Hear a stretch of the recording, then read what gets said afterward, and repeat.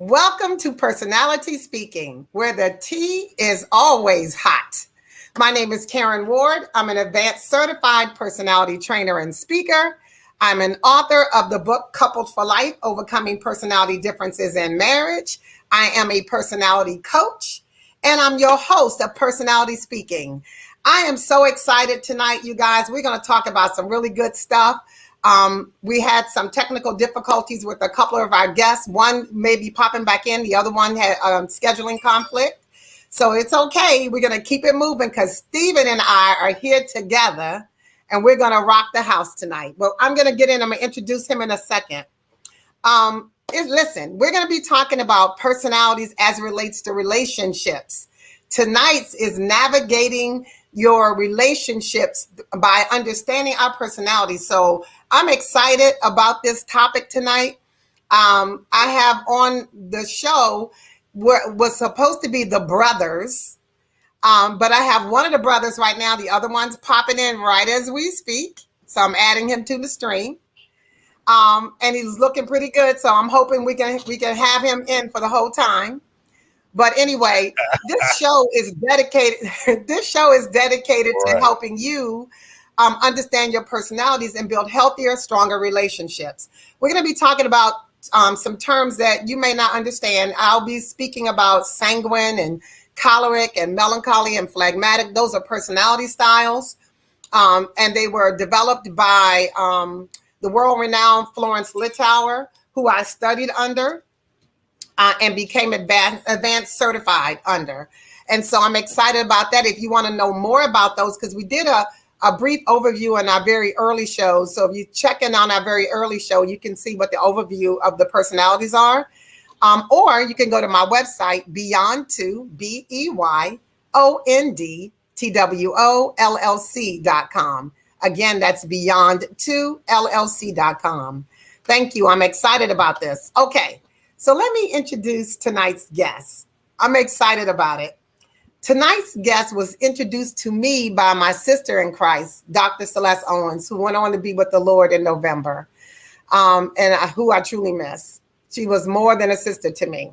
And these gentlemen were introduced on her platform, the 40-Day Surrender Fast, when we were doing a surrender fast. And they were affectionately known as the brothers. Because they were Celeste Owens's brothers. But now they're my baby brothers. All of them, I think, are younger than me. So they're my baby brothers. And so let me introduce them to you. First, we have Jason Chisholm, who is a multifaceted individual who embodies the essence of a dedicated minister, compassionate family man, successful entrepreneur, and an advocate for men's well-being. On October the 5th of 81, he was born to Donald and Melinda Chisholm, who was nurtured in an environment that fostered spiritual growth and strong values. I know that for a fact because I know both of those wonderful individuals. In 2004, he embraced his calling and became a minister, finding solace and purpose in serving at the Latter-day Rain Cathedral under the esteemed leadership of his late father, Pastor Donald Chisholm Sr. Alongside his ministerial pursuits, Jason has flourished as a father of his two wonderful children, Jason Jr. And help me, Jason, with this. Aliyah. How do you pronounce her name? Aliyah, yeah. Aliyah, okay. Aliyah Chisholm. Can you hear me? Aliyah, okay. Who bring immense joy to his life. Beyond his spiritual endeavors and family commitments, he has established himself as a successful entrepreneur, owning and managing a distribution company. In his commitment to uplifting men, Jason also spearheads a men's group, providing a supportive platform for men to address a wide range of topics and find camaraderie. With his unwavering dedication to his faith, family, and business, and well-being of others, Jason Chisholm continues to leave a positive and lasting impact on those he encounters. Amen. All right, so that's Jason, who's going in and out, so we don't know if we're going to have him most of the time. So let me introduce his brother, my younger brother, Minister Stephen Chisholm. Stephen T. Chisholm is a devoted man of God, dedicated his life to Christ in 2010 and is known for his compassion and love for others. He is happily married to his beautiful wife, Naima, and has two sons, Jameer and Jonah. And Jameer's 12, Jonah's 3. Stephen received his associate's degree in building management in 2016 from Erie Community College and started a business, Chisholm Distribution Services, in 2018. He has been passionate about creating contract opportunities for business-minded individuals looking for work independently. Stephen is the head coach of his son's middle school varsity basketball team at St. Joseph's University School in Buffalo, where he uses the principles of the scripture, Philippians 4:13, to lead and encourage the young men he coaches. Amen. He attends Latter-day Rain Cathedral, founded by his late father, Superintendent Donald Chisholm Sr., who passed away in 2020, and now is currently being led by his brother, Pastor Donald Chisholm Jr. Welcome, Stephen, and welcome, Jason, too. We'll see if he keeps popping in and out. Right. I know, listen, when I started this podcast, I was having nothing but troubles when I first started it. Because the internet was just shaky, and I ended up getting a streaming service that seemed to help with it, but it's just a nightmare. I don't know, this whole technology thing. But while we're waiting on Jason to pop back in, if he's able to, let's talk about a little bit about you and your personality.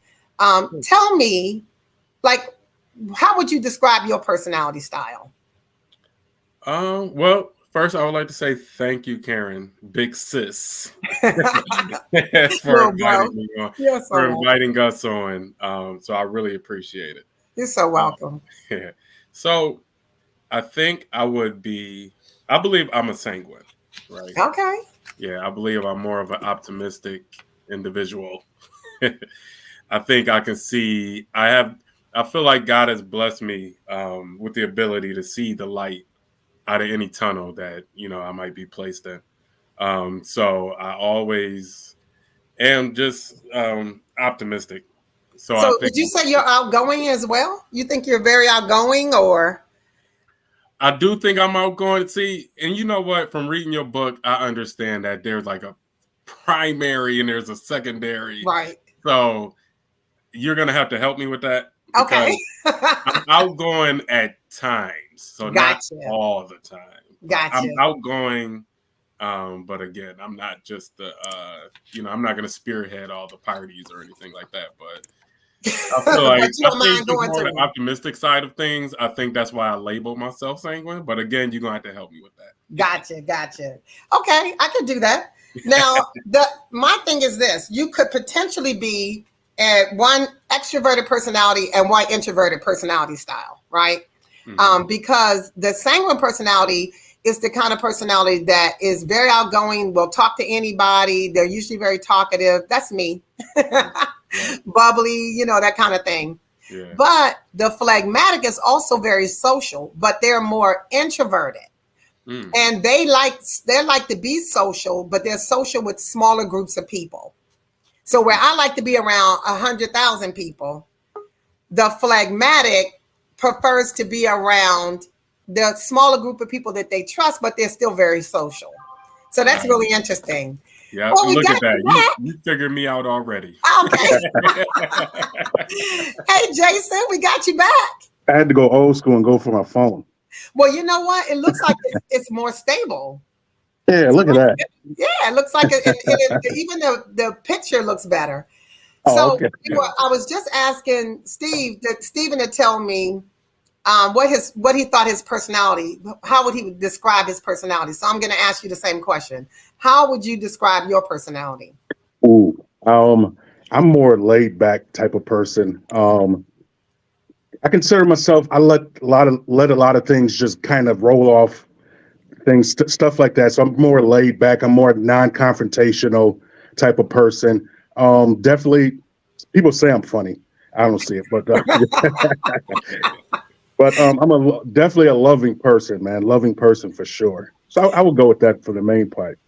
Would you say you are more introverted than extroverted, or a little bit of both? Oh, I would definitely say a little bit of both. But when I was young, I had to develop the extrovert actually, because when I was young, man, I was so introverted, people thought I was weird. And this was for a while. Yeah, and this was for a while. But once I got out into the social world, I had to kind of redevelop myself and become more extroverted just by the things I was doing. So I think that's interesting because my daughter is an extrovert and an introvert. So she's an introvert first and then an extrovert second, right? Mhm. Growing up until she was probably before she hit puberty, she was so introverted before she hit puberty, right? She would just stare at people. She was a watcher, and that's a phlegmatic. Phlegmatics are watcher. They like to watch life and see what people do. And she could tell you everything that was going on because she wouldn't say a word. She would just watch people. When she hit puberty, she started leaning more towards her extroverted personality style, which is her sanguine, right? So now she's the life of the party. But she could go either way. There'll be days when she's like, I had enough of y'all, go home. And then other days when she's the life of the party. Yeah. So I think that's interesting. So you guys might both be one introverted personality and one extroverted personality. How Yeah, about that? I agree with that. Yeah. Okay. So I want to know too, are you guys in relationships? As far as what? So are you married? Are you single? Are you dating? So let's start with you first, Stephen. Sure. Yeah. So I've been married 10 years since September. So I've been married, Wow. 10 years. Yeah. Nice. And my wife and I, we actually been together for 20 years. Wow. Right. Yeah, I knew her So, longer than I knew Steve. Did you? Because I thought you knew him at least coming out the womb. right. That's so interesting. So what should they hit you in the head with a club to get married? I'm just asking. Yeah, I don't know. It got something to do with my personality. I couldn't Probably. a little Probably too wouldn't shoot. social. Right, too social. What about you, Jason? Are you married, single, what? I'm divorced actually. Okay. Yeah, I got divorced in 2020. Okay. Oh, during the pandemic. During the pandemic, that ain't right? No, it ain't right. And a lot of that happened honestly, that happened a lot during the pandemic. The courts were backed up and they had, stopped a lot of those things from happening because the courts couldn't handle it because they were Ours shut was down actually during the pandemic. right before the pandemic hit, though. Oh, yours broke right Yeah, before. right before. Yeah, I got out of there just in time. I'm just joking. Joking. Just joking. So now you're single. Yes. Are you dating? No. Okay. No. Now, and we had Don on the show too, but he couldn't make it. How long has he been married? If I had to guess, I think it's like 2 years. Yeah, we're talking about like 2 years. Yeah, maybe 2 years. Yeah. He was a baby in that thing. Yeah. So all three of us is all over the place. Well, you know how long we've been married, Dan and I? How long? Guess. If You you want had to to guess. guess? Oh, 22. Oh, that's good. Okay. Yeah, What I was you gonna say think? 25. Okay, 29. It will be 29 in October. Oh. Yeah, he married me right out of the crib. Congratulations. Right out of the crib. Right out of the crib. Soon as he said, his mother said to my mother, let's marry these babies, because that's what happened. I'm not old enough to be married 29 years. Y'all one of my favorite couples too. Yeah, for sure. We love you guys. Yeah, I was just talking about your husband recently, about when we first met him. I said, man, this man talks so loud, but by the end of that retreat, he was our best friend. He is loud though. I mean, honestly, and he's here too, but he is loud. And I just sometimes I'll be like, okay, babe, you're in the eardrum. But so am I. And I've been loud my whole life. People used to say, like, can you bring it down a little bit? You're so loud. So imagine the both of us together. We're both sanguines and we're both cholerics. So Dan is a choleric first, which means he's a born leader. He's a mover and a shaker. He gets more stuff done in the morning than I get or anybody else gets done all week.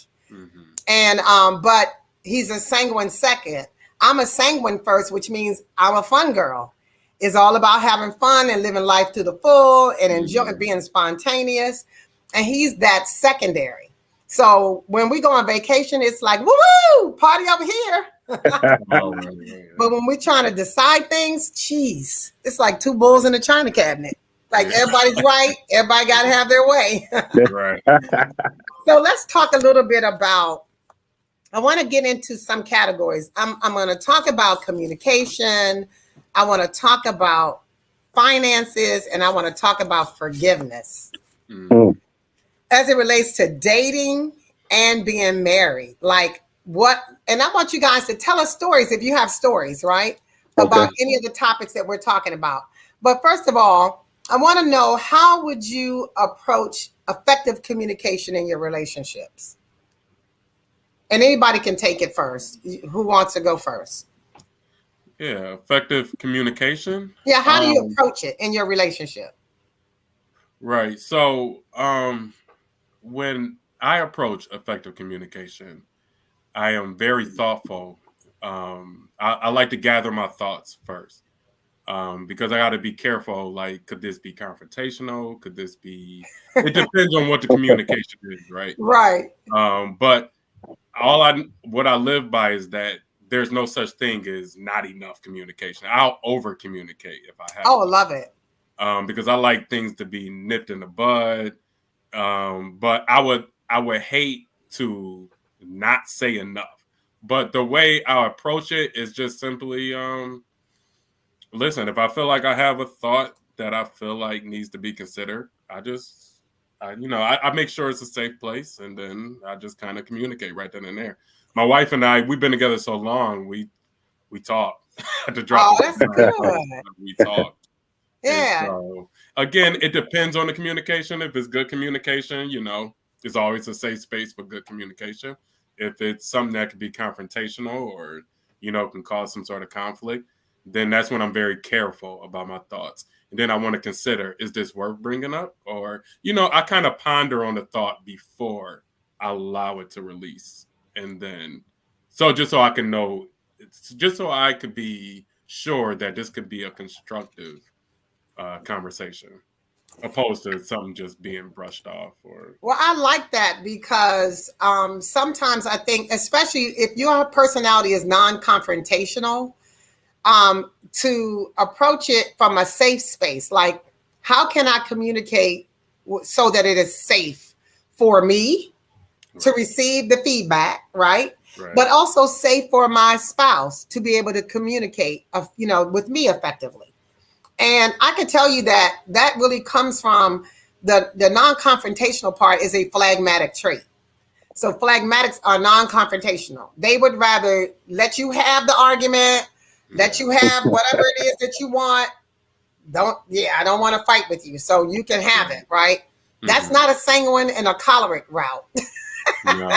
And melancholies also are personalities that like to really talk things out in detail, right? But I'm interested to hear, Jason, how do you approach effective communication?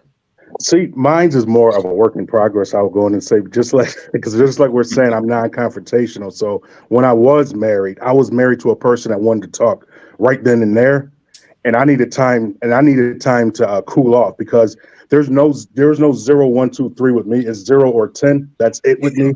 And I've learned from a long time ago, when my father sat me down one time. This was when I was young. He was like, "Yeah, you're just like me." He said, "You have to learn how to harness your anger or harness your bad temper." And ever since he said that, I tried. So I've been trying and I've tried to the point to where now my first thing is just to be calm. Try to get calm first before I communicate and things like that. But effective communication is a lot like I watch my brother's marriage, Steven's marriage, and stuff like that. Me and him talk all the time. So I learned some things from him. And my effective communication is pretty much just allowing a person to speak, because I was a person that even when you're speaking, I'm thinking, and so I'm not really listening, because I got my point, and my point is about to be so good. I just need you to hurry and make your point. But Because I've you're learned. formulating your answer while she's talking. Right. So that was one thing I learned during during being married, man. I had to actually listen to what she was saying because I talked to her recently, maybe like a year ago about this, man. I said, funny thing about it, a lot of the stuff that you were saying was actually good. It was actually Yeah, true, and yeah. it actually helped the relationship while we were in it. So I think that was my biggest thing now is trying to just listen to what a person is saying and then listen in an effective way to actually take it on. I love that. Sanguines are quick to anger, right? But we get over it just as quickly, right? So we'll Oh get mad, yeah. blow up, and they're like, okay, babe, let's go to dinner. And unfortunately, the other person may not be able to process it the same way, right? They may need time to process their thoughts or their feelings or their emotions, or even your apology takes time for them to process. And I find it interesting because you were saying in the beginning how you have to process your thoughts. And no, you want to get into something, but other people may want to process their thoughts, and that is true. And that's where the personalities is good to understand, because what happens is one personality is a personality that really wants to get it off their chest and nip it in the bud, like you said too, Stephen, right? You want to nip it in the Mhm. bud, get it out, get Mhm. it done, be done with it. And the other personality says, wait a minute, what did he just say to me? What does it mean to me? What did I think he Mhm. meant? Now, how do I feel about that? And they have to process that, and they need time. And so sometimes they'll even tell you, I need time. I can't Mhm. deal with this right now. And it's because extroverted personality styles, the sanguine and the choleric, we process information like this, just really quickly, right? Introverted personalities process information like this, right? They take their time, they think about it, they consider all factors. Right. We just process differently. And Mhm. unfortunately, in our communication, we don't always communicate the way our partner needs us to, right? Mhm. Right. And if we could learn that about each other, it would make for more effective communication. All Yeah. right. I agree. So let me ask you, what were some of the challenges you faced in expressing your needs in your current or your past relationships? Oh, I think mine was more of just actually saying it. I know that sounds simple, but that was my biggest thing was just actually saying it because I would I used to be what kind of still am. I think I still am. Let me stop not say I used to be, but I'm trying to work on it. But I used to be a person like if she was just to ask me like, what do you want for dinner? Well, what do you want for dinner? Like type of stuff like that. Even though I know I want pizza, you know what I'm saying? I just wouldn't say it because I wasn't sure how you were going to take it. And so I think that's one of my biggest things there. Really? Okay. And Yeah. what about you? Yeah, when it came into expressing my needs, I think one of the things I struggle with is I don't know if I'm over considering the other person to where I Hmm. don't want to inconvenience anyone. You know what I mean? Right. And I would have this process of like these preconceived thoughts. Mm. Like it's some sort of narrative going on in my mind where I'm thinking, this might inconvenience the person, and then I might just bite my tongue and kind of live with the results of however things play out. Because when it Oh. comes to doing something, needing something, sometimes I might really need something. And my wife is, she's just awesome. She really helps me with a lot of things that I need. So I don't want to come off like as if I'm a one man band, but Right. Mhm. but when it comes to it, like even just going beyond my wife, like um other business partners and stuff, it might just be things that I need, and I may not say it because I'm almost thinking in my mind it might inconvenience you, and I Mm. can't deal with that sort of rejection. So it's just like I'll just try to figure it out myself or do it myself, or I might suffer through it. You know what I mean? Just Yeah. for the sake of someone else's convenience, and that's something I kind of struggle with. Well, I can tell you too, phlegmatics don't like rejection. They have a fear of rejection. Hmm. And so if you're a phlegmatic personality, that's where that stems from. So you're processing that in your head, and you're trying to process the best outcome. Sometimes it's just better to let the person tell you without you taking it personally, right? Yeah. But I also think I'm sorry. No, go ahead. Sorry. Go ahead, I was Jay. just going to say, because another thing that caused is by the end of the night, she's asking you what's wrong. You know what's wrong, but you're still not saying it because you haven't said what you wanted to say earlier. You knew I wanted pizza, but even though I never said it, it's in my head. But by the end of the Right. night, man, I'm eating something I really don't want, or I'm doing something I really don't want to do just because I've never stepped up to do it. And the thing about it, what I've learned about women in general, or I'll just say my ex-wife, but women in general, is that they like for you to step up and say exactly what you want instead of them having to go around the corner and keep guessing on what they think you might want. We could avoid so many situations by So many. literally speaking our mind. And you know what? If a person doesn't know what you think or what you feel, what the mind doesn't know, it makes up. Right. Right. So if you don't give it to them, we're gonna make it up, and it's gonna be probably a lot worse than if you had just said whatever it is you wanted or didn't want. Right. But just say it in love. That's the thing. There are personalities like the choleric and the melancholy. Those personalities they tell you the truth, but they don't always tell it to you in love. You're gonna know the truth. You may not like it, but you know the truth. So how do you we're still in communication, right? Mm-hmm. How do you navigate misunderstandings or conflicts in your relationships? Well, I navigated through showing especially conflicts. I would try to be as logical as possible, right? And I would try to empathize. And like you said, I believe you said the introverts is kind of processing things slower. I would take that into consideration because my wife, she is like this. She thinking like this. She expect me to be that way, and I tell her I'm not processing it that. I'll tell her I'm not processing it that way.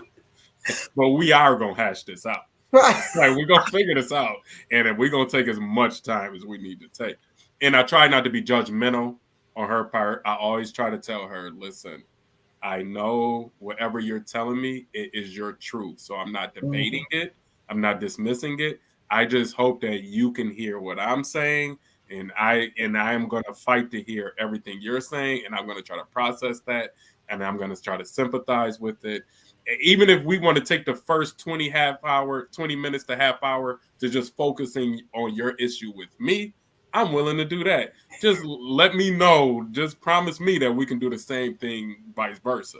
Yes. You know what I mean? So I'm willing to just, when it comes to conflict, I'm willing to let it take as much time as it needs to take.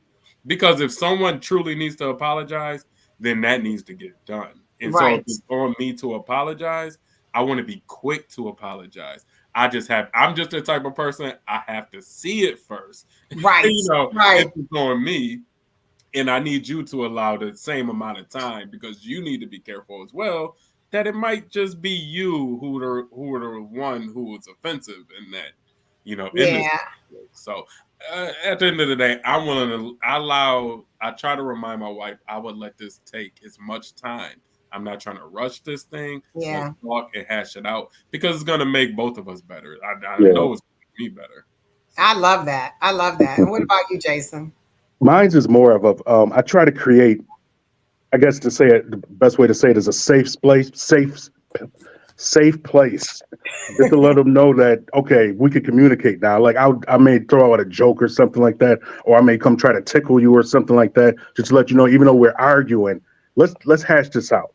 Let's see what we can do. Let's see where the problem is. And I agree with Stephen about the apology. You apologize, but what I've also learned is all apologies are not created the same at all. True. They are not created the same. They want I hate to say they because I'm not married right now, so I'm just referring to women. But women that I've been coming in contact with, they want you to say exactly why you're apologizing. Don't just say, I apologize. Let's go get some ice cream. Let's go get some ice cream because they know that's not genuine. So what I try to do is lay it out what I feel like I've done wrong, what I feel like offended you, And if you offended me, I'm letting you know in the same sentence, this is what offended me, even if it seems small to you, it's big to me. You offended me, Yeah. and it made it seem small. So I apologize for what I did, but you did offend me as well, if that seems to be the case. Yeah, that took me a long time to realize that that I needed to apologize. Dan is he apologizes a lot quicker than I do, even when he's not wrong. I think he must have learned me. He was like, let me just apologize and she'll shut up. But he does. He will apologize faster than me. In the early parts of our marriage, I would get mad with him and I'd be mad for a month. Like, Wow. And it would be, I would only answer certain ways. It would be 3 answers. If he asked me a question, it would be yes or no. And if it had required more than a yes or no, it would be, I don't know. But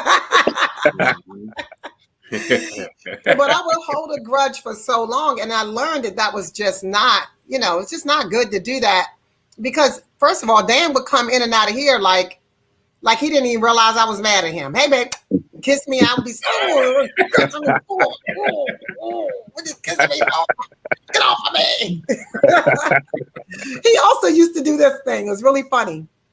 He would chase me down and tackle me and then kiss me all over my face until I start laughing. Then try to lick me in my ear. Oh, that's so disgusting. That's great communication right there. Yeah. He knew how to do it. He knew how to break it. That's something I would do for sure. Yeah. And he would make me laugh. I was like, you get on my nerves. All right, let's switch topics because, this is the kind of conversation that I think is wonderful. But we can be done within an hour and only on one conversation. One topic. So let's talk about finances. Mm-hmm. How do you manage your personal finances with your significant other? How do you even have conversations about money? See, mine's actually before I got married, we talked about it, but it was just one of them things when you said we talked about it, but I had in my head already what we was going to do. It was one of those things because I grew up with my parents and I seen how they did things. And guess what, Karen? Their marriage worked. So I said, hey, let me take everything that they do and I'm going to do it in my marriage and my marriage going to work, So what they did was they ran off of one account. Everything was in one account and things like that. So I assumed that's just how life was. Mm-hmm. And so I tried that in my marriage. I said, oh, we're going to just do everything through one account and we're going to just do it that way. And let's just say how it worked. And it didn't work as smoothly as my parents didn't work. So mm-hmm. what that taught me a lesson is it's okay to be different. It's okay to go off what's best for your marriage. I seen this one thing one time. It said, so what that he does the dishes and she cuts the grass. This is our marriage. And what I took on, oh, there's my guy. On his way to work. Yeah. So what I took on from that is you have to actually communicate and see what's best for the both of you. Because right. My ideas maybe not, even though my parents' ideas were great for them, it may not be great for me. So that's one thing I learned in my marriage is that you actually got to communicate, even in finances, to see what works best for us. Because one of us could be a big spender, one of us could be a big saver. But if we, yes. And that's another thing that you'll have to work out through, and knowing that as well. That is so true. Okay, Stephen, what about you? So yeah, big spender, big saver. That's what I try to manage. And I had to identify that because in our marriage, I'm the saver and my wife is the spender. That's because both of you had that kind of background? Do you think that's the reason why, or you just think you would have been a saver no matter what? I would have been a saver no matter what. He used to save money when he was like 6 years old. He used to say, I don't know where he used to get this money from, and put it under his pillow or his bed. Yeah. So I used to save my allowance. So, but then ask everybody else for their money. Oh, that's my daughter. He must be phlegmatic. And if they gave me any money, I'll save that too. No, that's what I do. And I think So that's just a part of me. I love to save. I love to find new ways of saving. I love to find new ways of making, passive income to where, I could be working and then money can be making money for me at the same time. So I'm just about accumulating more and more and more. And Yeah. my wife is the more fun one, where if my wife don't come up with ideas on what we should be doing as a family trips and vacation, we ain't going nowhere.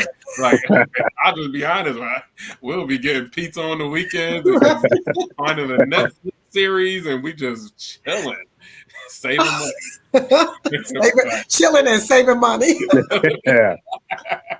Well, see, what I find interesting because a phlegmatic will save their money, and you'll never know what they're doing with it. They may not do anything with it, but they don't want to spend it. Mhm. They'll spoil it away, right? Right. Right. No, that's actually true. So But I'm probably cholerics, hoarding it at the right, same right. Melancholy personalities have their money put away because every dollar is accounted for. Every single penny is accounted for, right? The sanguine and the choleric, the sanguine, we want to spend our money on fun. I'm like your wife. Let's get it. Let's have fun. You only live once, right?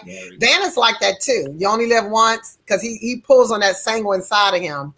But choleric is like, listen, don't tell me what to do with my money. It's my money. I made it. Right. I'm working for it. We don't have enough. I'll work harder for it and get some more. Yeah. All right. And I think that was one of the issues in my marriage as well, because when I was married, I was more of a let's have some fun, and she was more of a let's see what we can do tomorrow type of thing. Let's save for tomorrow and stuff like that. And I was like, ooh, okay, I get what you're saying, but we got this extra money. Let's go do this and stuff like that. So, and that was a big issue actually for us in our marriage. But that's something I had to learn as well. That you can't have fun all the time, even though I wanted to. But and that's another thing. Most people that know me, I rarely spend money on myself. But if I'm spending for like my significant other, my girlfriend, or my kids, I'll give them whatever they want. But I'm definitely, and I know this is embarrassing to say, but if I need some work clothes, I'm going to find the cheapest work clothes I can find. Oh yeah. I'm going wherever I can. I'm not spending a bunch of money on nothing. I remember Steve remember this story. This is how I am. We were going to the outlet and I said, man, I'm gonna buy me some sneakers. I said, man, if I find, but I ain't spending no more than $60 for these sneakers. Man, I found some sneakers I liked. And guess how much they were? How much would they steal? Like 64? And I said, nah, I ain't getting it. I thought it was less than that. I thought said, it nah, was like 30, not 40 today. bucks. The devil trying to get me for the devil trying to get me for my $4. It ain't happening. Yeah, that's what it is. It sounds like the shoes may have been only $30 or $34. Like, no, not for my $4. Yeah, they ain't getting my $4. No, I think it's interesting because finances is definitely something that people struggle with in their relationships, right? And even the different personalities see money differently and how they spend money and how they save. And it can really, I've seen marriages destroyed by that. Mm-hmm. How do you navigate your decision making as it relates to your finances? How do you navigate that in your relationship? Like, how do you talk about money? How do you, decide how you're going to spend money? Because that's a very touchy topic. So how do you handle that in a relationship? I think it's I'm sorry, you got it. Oh no, you're fine. You sure? Okay. So I do, I try to keep priorities in check first. So I'm a person who needs everything to be in order. So if there's any ideas that is being put on the table, I can know if it's chaotic or not. You know what I mean? Just because all I have to do is compare it to our priorities, right? So if it's something, I can't compromise my priorities, right? I would never compromise those because that's our foundation. And so my wife and I, we kind of got an understanding of that. Now, so when it comes to splurging, it's more tapping into, I would say, like our treasure. And then it's like, okay, we could do that. Yeah, we can do that. And I'm not a big budget person, although I save. I'm not a big budget person. If we have it in the savings or in the treasury, you know what I mean? Let's do our thing. Like you said, we only live once. Let's do our thing. You know what I mean? If it's your birthday, let's do our thing. Right. But it just, it can't compromise the priorities. And so if Gotcha. I feel like it's going in that direction, I'll wheel it back and say, okay, although I'm not a big budget guy, we can't do that yet because we have this going, we have this plan. All we got to do is look at our calendar. You know what I mean? Like, Mm-hmm. if we got realistically, if we can't do something, I'll just communicate that. Listen, remember you wanted to get this done? You know, this month? Not me. Remember we agreed that we were going to get this done on this day? Well, just imagine this costs this costs that. So realistically, can we entertain that right now? So I think if we both keep that understanding, things usually stay afloat. Yeah. And then, but my wife and I are usually pretty good about that. We pretty That's much good. are on the same page as far as what our priorities are. And so that allows us not to have to budget everything. Although we account for everything, we don't necessarily budget everything. Like we just took a trip to Mexico last year and we just went all out. Oh, Because nice. we don't like to have that cap over us where it's like, oh, we're under this budget, so we can no. Mhm. If we're gonna do it, we're gonna do it. And it's not gonna Right. be a budget. Like we're just gonna go have the most fun we could possibly have. Obviously in a forward too. We're Right. not going to debt. But we just both are on the same page as far as if we're gonna do this thing, let's do this thing. Well, And you're then- squirreling away at every dime, so Right. at that point, you should be able to blow the top off the. Yeah, no. She just don't know what the top is. So. Right. We don't know that. All right. What about you, Jason? Mine's is more okay. So what I've had to learn about communication when it comes to finances is stuff like this, just like you were saying, Karen, that is such a tough, touchy situation when it comes to actually sitting down and doing it, because that's something I had to learn when I was married, because I was actually total opposite of Steven. I was more of, if she wanted to do something, even if we didn't have it, I was going to find a way to make it happen. I was going to, which backfired in 2 months, but it always backfired in 2 months. I don't know why 2 months, but you always pay for it in that way, though. But but just like I was saying with the whole us having one account, it was good and bad to it. It did teach me to not just go out and do whatever I wanted to do all the time and stuff like that, because at the end of the day, she can still see what's going on. So I couldn't just go out and say, even though she packed me a lunch, I'm going out and buying my own lunch and stuff like that. So with her, she actually helped me out when it came to finances and helping us save and stuff like that. But it took those deep conversations of saying, hey, we can't do this, or more like what Steve said, hey, we can set a goal. Let's set a goal. Hey, this day we're going to do this.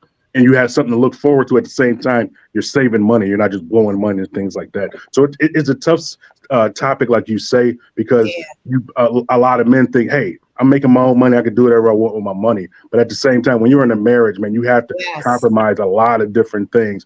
And you got to be okay with it, not just just always throwing up in their face saying, well, I compromised this. I didn't get this car because you wanted to save up for this. No, y'all doing this thing together. We didn't get this car because we wanted to save up for this.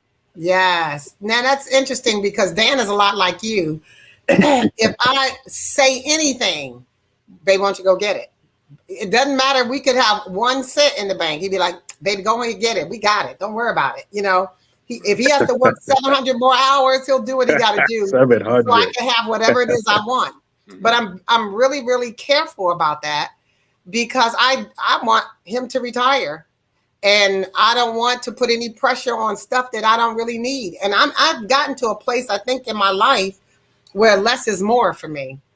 Like I'll be downsizing this house the rest of this year. I'll be letting things go because I'm okay with smaller. Smaller is better for me. Less is better for me.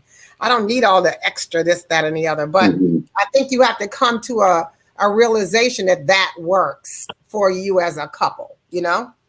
So let me ask you a question real quick. So before you got to that point, were you the opposite? Like, did you want bigger?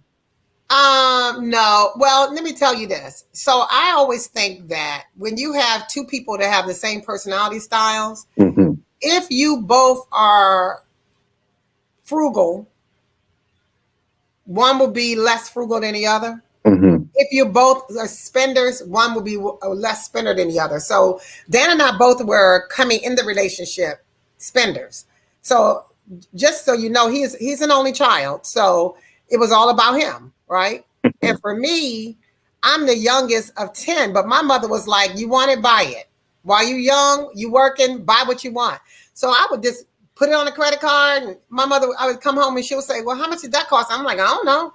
It was on a credit card. I don't know what it was. So I was a spender like that before I met Dan, right? So when we came together and we were both spenders, I started saying, somebody got to save, or we're going to be living on the street. Somebody got to make sure that the bills are being paid, because if we're both living by the seat of our pants, we're going to be in the street with no pants. So that's kind of how it changed for me, as we started, especially as we started having children and stuff like that. We need to make sure that we were able to care for them. But yeah, and Dan's still a shopper to this day. Like, he's a shopper. He loves to shop. Like, we go somewhere, we go out of town, he's looking for the nearest, outlet or shopping or this or that.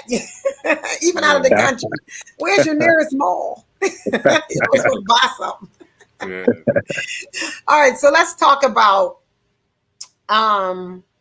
when you had financial challenges in your relationship, how were you able to resolve those things? One of my solutions is to make sure that my family has double of what they want before I have anything. Wow. So you want this, you want that, you have it. You know what I mean? Even if I got to scratch and come up with this, I would be more at peace knowing that they're at peace and they're secure and they're happy. Yes. Before I show some sort of look on my face like, well, I'm lacking this, I need this. No, you guys are saying you need that. Let's get you that. Yeah. And let's fix that. And then once they're at peace, then I'm at peace. And then I can figure this out or how we gonna get out of this financial situation. But that's more of my solution. We can't all be in lack. We can't all be asking for something. So exactly. If I can know what the situation is, but if I can find you guys only asking for something and I can afford to get you that, then that can buy me more time. Right. Right. For them not to feel the effects of that conflict or that bad situation. I just don't want them to feel the effects of it. Yeah. So that I make that my goal, and then that gives me the space to be able to operate with a clear mind. Right.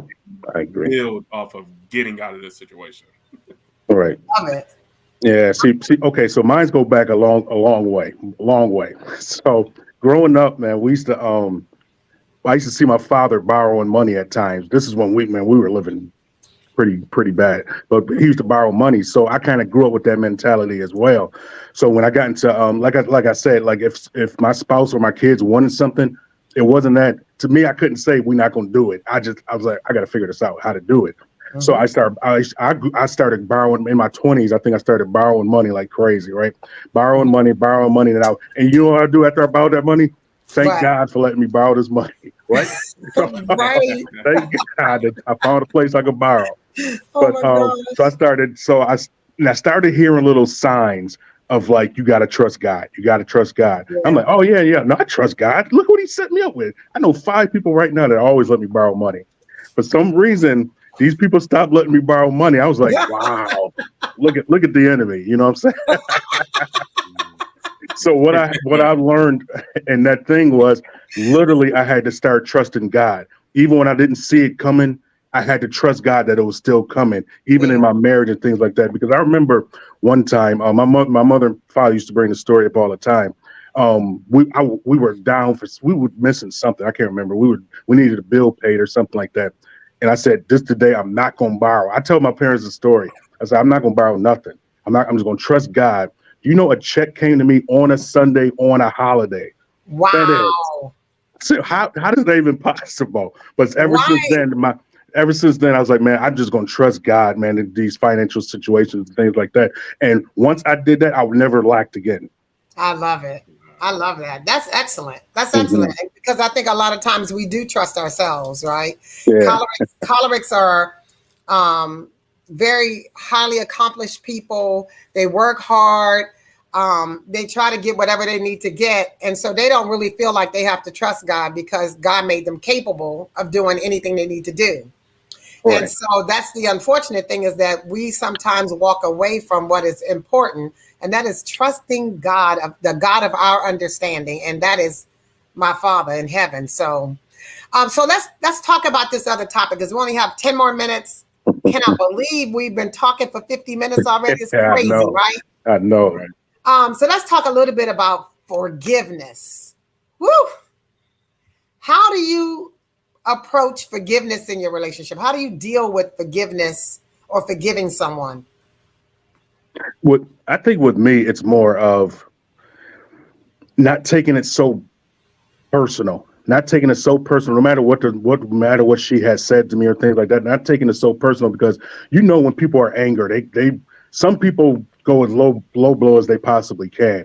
So me understanding that with my even with my ex-wife, me understanding that sometimes I'm not saying she did it all the time, but sometimes she would go low blow, and you would sit down and be like, it's not personal. It's just we was in a heated moment, and once I forgive her in my head, I'm easily ready to communicate whatever is going on and forgive her as well. Because Yes. once things calm down like that, and once you show yourself vulnerable to your spouse and things like that, it makes them more able to say, well, okay, yeah, this is why I said this, or things like that. So forgiveness comes through me first. I'm not saying just through Jason. I'm saying through you first. Because Mhm. if you're not, no matter what your spouse say, if they come to you, if you just like you said, you could go for 3 months holding on to a grudge. No matter what Dan was saying to you, it wasn't gonna penetrate at all. You know what I'm saying? No, So that's just the thing. no. Once I forgive in my head, we could get past almost anything. Yeah. All right. I think that's excellent. And I think it does start with us, right? In forgiving. And I was definitely the one. Dan is more forgiving, has always been more forgiving and easier to forgive me than I have been of being able to forgive him. And so I've learned a lot about forgiveness, but I want to hear your thoughts about that, Stephen. Mm-hmm. How do you navigate or approach Right. forgiveness in your relationship? Um, Forgiveness is not easy for me. So I'm kind of like you. Like I've gotten better, but when you offended me, especially if you can't understand why I was offended, oh, we not talking. Like, no, I'm done. I can no longer communicate with you. I am shut down. Wow. Especially, and this will really get me. If I'm offended and I'm trying to communicate to you why I'm offended, and Hmm. then you begin an argument with me, and now we're arguing about something I'm offended by, oh man, that right there is gonna mess me up. And so I've gotten better. Like I said, we've been married for 10 years now. So And we together for trying to 20. make, yeah, 20. But man, so now what I do is I begin to tackle like all of the reactions, like everything I just described to you, shutting down, cutting someone off. Like, okay, you don't want to hear why I'm offended. Well, I'll just cut you off completely. Like you said, the yes or no answers, or Right, Yes. right, right. these 3 words I'm gonna give you. I don't know. I actually started tackling that and start saying, no, I'm not gonna do that. I'm not going to give you the Yes. same reaction that I used to because it seemed like that's only more fuel Yes. for not forgiving you. Yeah. Yeah. It more Mhm. kind of motivates that thing, and it kind of kind of gets me to go like that even more. So then what I stopped doing was I guess the term would be like stonewalling. You know what I mean? I stopped doing that. Like, Yeah. okay, hold on. If I'm still offended, I'm gonna continue to communicate with you even if we're not talking about what if you apologize, then I'm taking that apology as a sincere apology, and then we're going to continue to move, and we're going to continue until this thing really gets reconciled. Like you said, all apologies aren't, you can't process all apologies anyway. So instead of just making my spouse feel the weight of my offense, I'm more focused on getting the weight off of both of us. And I just start allowing her to, or allowing, I guess, myself not to be so offended. If I that think makes sense. Like I just stop.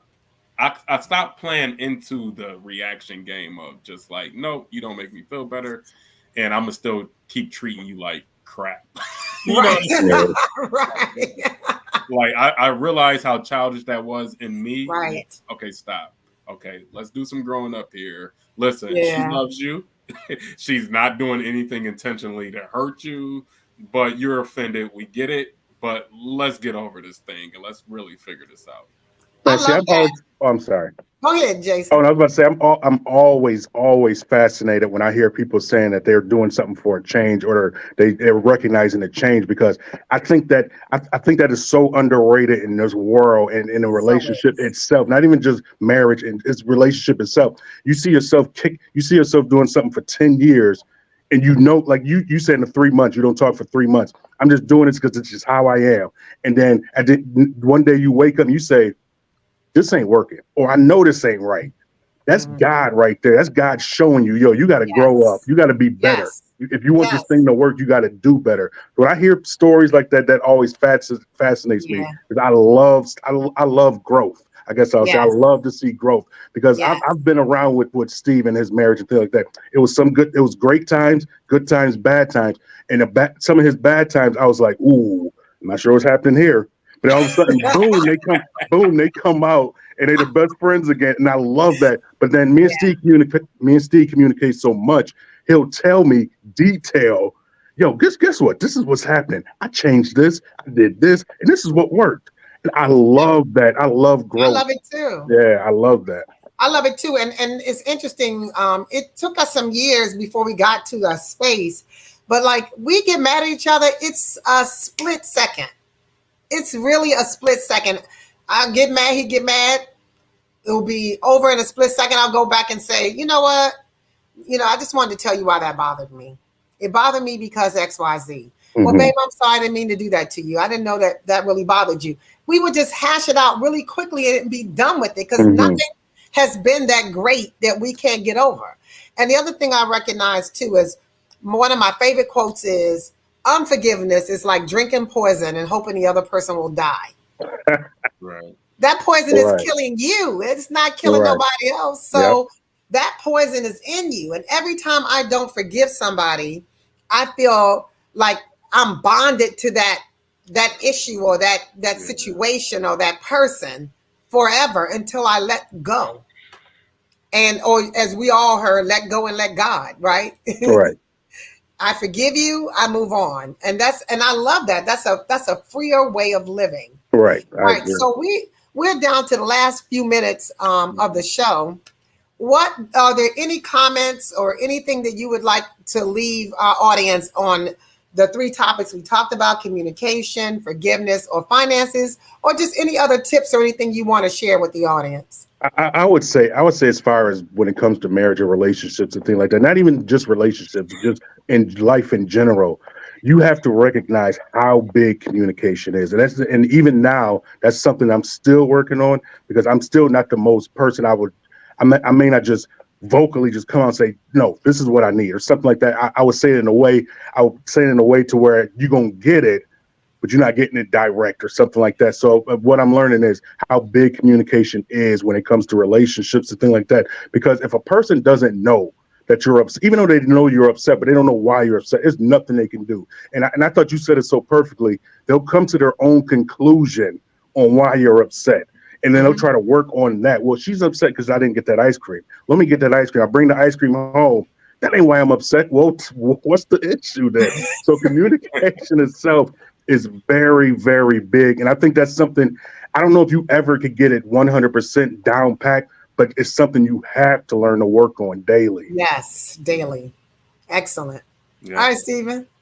Just one of the tips I would say that helped me personally was when it comes to communication, you have to know when it comes to your communicating with your spouse, you have to know their expectations and you have to know your own expectations, and then you have to consider you know what I mean, both parties here. Yes. You have to deconstruct preconceived thoughts, narratives that you created that was not discussed between you and your spouse. Because I think I read a book where it said you have to have a diadem of thought. Like you have to be one-minded. And Yes. so you, with that one mind, you have to be able to communicate with that spouse. So what I'm saying is like when my wife and I are having conversations, she can't be having a conversation with me and 4 other thoughts that's going in my head, Right. because we're coming up with these expectations and these decisions. But I got 4 other thoughts that either disagree, that's still considering it, and you know what I mean? Right. This is what we're gonna do. I gave my Right. word. You know, you gotta keep your word. Know what the other your spouse's expectations are, know what yours are. And again, you gotta deconstruct preconceived thoughts. I And love it. go from there. I love it. Thank you guys so much. I just Thank you. think that it's important for people to understand their personality styles, because once you understand yourself, you're able to better understand your mate, and be able to build healthier, stronger relationships. It really does start with understanding. I thank you, brothers, for being with me on Personality Speaking next week. Thank you for having us. Thank you. Thank you for having Next us. week, we're going to have the female version of this show. We're going to have all ladies next week It sounds talking like you're about looking this. forward to that. I am excited about it. And it's called Navigating Relationships, just like this one, from singleness to marriage, but it's the women's edition. And it's going to be next week at 7 p.m. live on Personality Speaking. But in addition to that, hey, Stephen, I'm about to talk to Naima. She might want to pop on that show.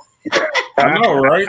Yeah, I'm gonna let her know. You're going to have to have her call me. I may have to put it on the flyer. Okay. I'll let her know. Well, anyway, thank you guys for joining me for Personality Speaking, where we're helping you to build healthier, stronger relationships through the understanding of personalities. We will see you next week live. We'll see, hopefully, Naima with us. But thank you so much for joining me. I love you guys. And Love you as well. I will see you guys next week. Take care. All right,